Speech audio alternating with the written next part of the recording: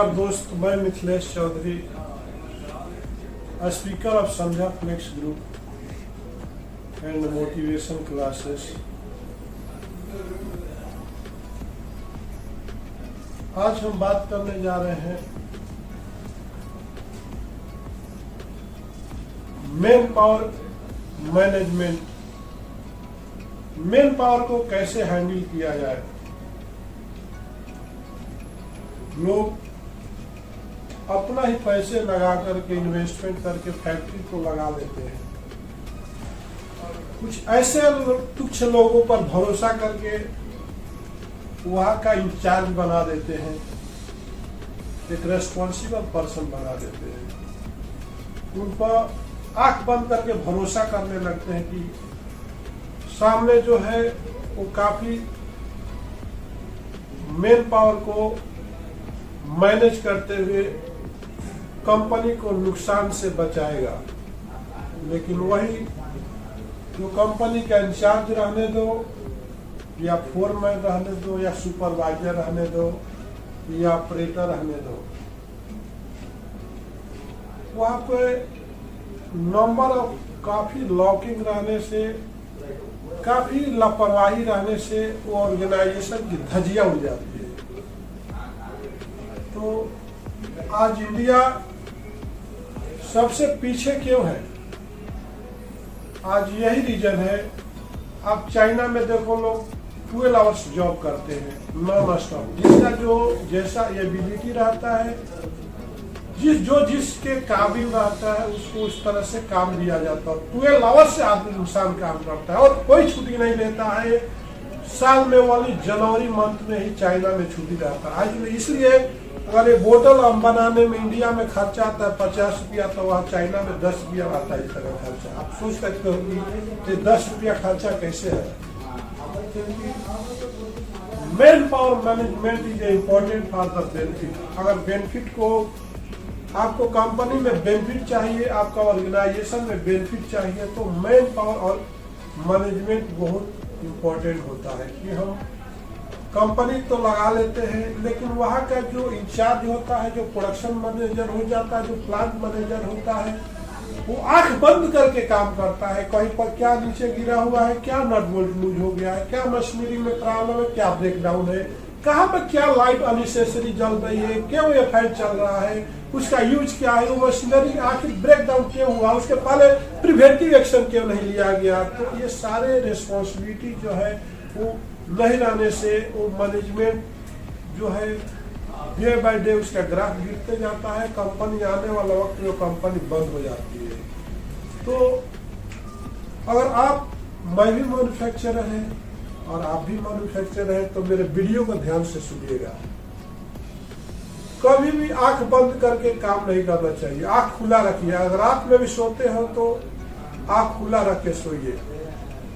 आपकी निगाहें एक कैमरा की तरह चारों तरफ फोकस होना चाहिए। हर जगह पर आपको एक्शन लेने की जरूरत है। जब तक आप एक्शन नहीं लेते हो तो एक ऑर्गेनाइजेशन नहीं चला सकते। आज का जो जनरेशन है, लोग बोलता है कि आज का जनरेशन बहुत डेवलप है, बहुत इंटेलिजेंट है। मैं मानता हूं कि आज से 40 50 पहले का जो जनरेशन था, उसके पास काम करने की इफिशियंसी, रिस्पॉन्सिबिलिटी जो थी, जो टैलेंटेड थी, आज के लोगों में नहीं। अभी जितना भी रिचेस्ट पर्सन का नाम बताइए, क्या ये 25 साल के अंदर के जो लोग हैं, आपसे जवाब पूछता हूँ।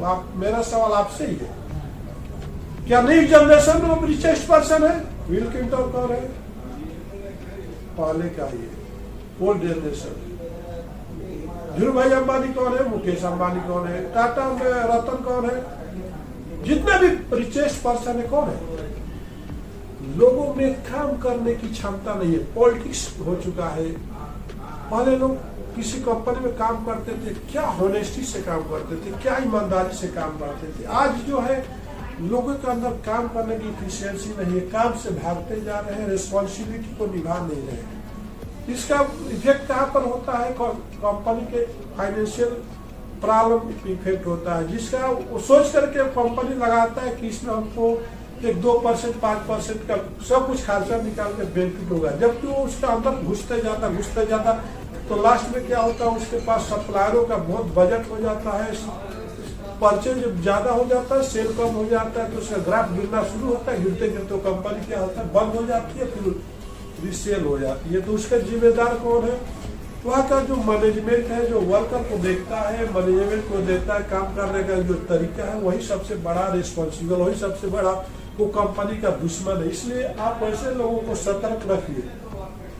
आपको डिसीजन लेने की जरूरत, आप डरिए मत, ये इसके जाने से क्या होगा, आप फिल्टर करते रहिए। आपको क्या तालाब का पानी या समुद्र का पानी कुछ भी लाते हो तो क्या उसको बिना फिल्टर करे पिएगा तो कितनी बीमारी हो जाएगी, उसमें कितनी बैक्टीरिया रहेंगे। आप सुबह से शाम तक काम करते हो, फिर बेड में जाने से पहले वॉश करते हो, मुंह हाथ धोते हो, या बहुत लोग हैं कि शाम को भी स्नान करके ही बेड पर जाते हैं। क्यों करते हो, आप वॉश ऐसे ही सो जाओ ना सर, आपको स्नान करने की क्या जरूरत है और फिल्टर करने की क्या जरूरत है पानी को। उसी तरह से आपका, जिस तरह से आपको बॉडी फिटनेस करने के लिए आपको नीटनेस इंपॉर्टेंट है, डेली कपड़े चेंज करने की जरूरत है, साफ कपड़े पहनने की जरूरत है, उसी तरह से आपको अगर ऑर्गेनाइजेशन को रन करना है, कायदे से चलाना है, तो वहां के लोगों को फिल्टर करते रहिए, ऑब्जर्व करिए कौन हमारे कंपनी के लिए हित में काम कर रहा है, कौन कंपनी के लिए अनहित में काम कर रहा है, उसको फिल्टर करते रहिए। कौन हमारे जो है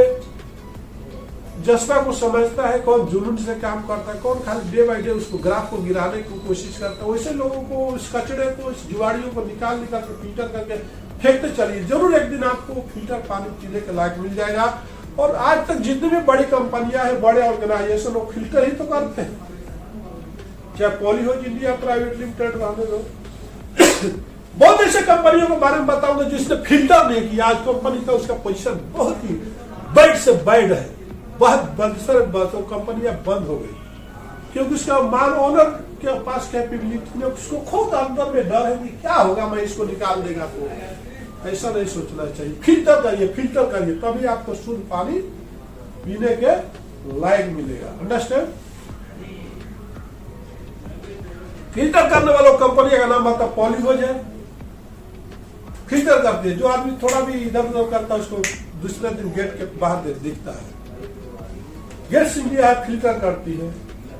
बाकी वो कंपनी अगर जिसका ग्राफ आज भी गिरते जा रहा, सीधा रबर है, बंद हो गया, दूसरा नाम बोलो फ्लड प्राइवेट लिमिटेड कुछ हो गया, वो फिल्टर नहीं किया, पैसे देते गया, वो फिल्टर करते। क्या तो मैं 3 महीने में सैलरी दे रहा हूँ, बंदा फिर भी रुका हुआ, क्यों रुका हुआ, उसको दुनिया में कोई काम नहीं तो रुके ही तो रहेगा।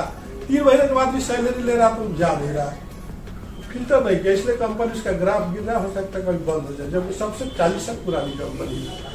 बहुत ऐसे कंपनियों के बारे में बताना चाहूंगा, लेकिन बताना अच्छा नहीं। नोकिया जिसने किया उसने फिल्टर ही नहीं किया। उसके बाद में वीवो आ गया, ओप्पो आ गया, एप्पल आ गया, मोटरोला था, उसने फिल्टर ही नहीं किया आदमी का।